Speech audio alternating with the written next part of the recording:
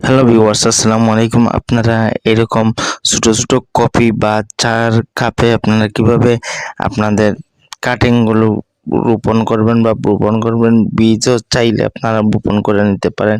কিভাবে আপনারা সম্পূর্ণ ভিডিও দেখলে আপনারা অনেক কিছু শিখতে পারবেন, জানতে পারবেন, বুঝতে পারবেন।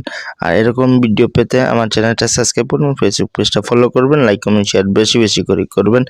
দেখেন, আমি এই চার কাপে কিন্তু প্রথমতও আমি পাথর ৫-৬টা আমি তুলে দিয়েছি, যাতে উপরে পানি দিলে যাতে নিচে অতি তাড়াতাড়ি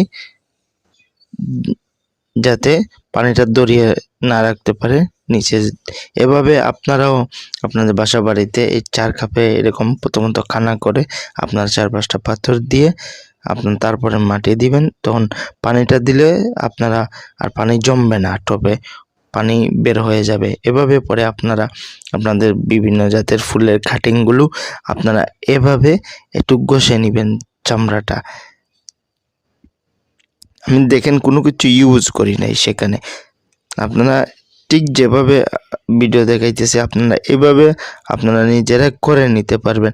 আর আমার চ্যানেলটা সাবস্ক্রাইব করতে ভুলবেন না, ফেসবুক পেজটা ফলো করতে ভুলবেন না। এরকম ভিডিও বেশি আরও সামনে দিয়ে ভালো ভালো মানের ভিডিও আসবে, আপনারা দেখতে থাকেন, সম্পূর্ণ ভিডিও দেখেন। পরে আমি ডাল লাগিয়ে নিলাম এবং এখানে আমি সুন্দর করে দেখুন 90 ডিগ্রি অ্যাঙ্গেলে কিন্তু রেখেছি। আপনারাও ঠিক সেমভাবে 90 ডিগ্রি অ্যাঙ্গেলে রেখে আপনারা পানি দিয়ে দিবেন, দেখবেন আপনাদের কলম 7 দিনের ভিতরে আপনাদের হয়ে যাবে। আসসালামু আলাইকুম।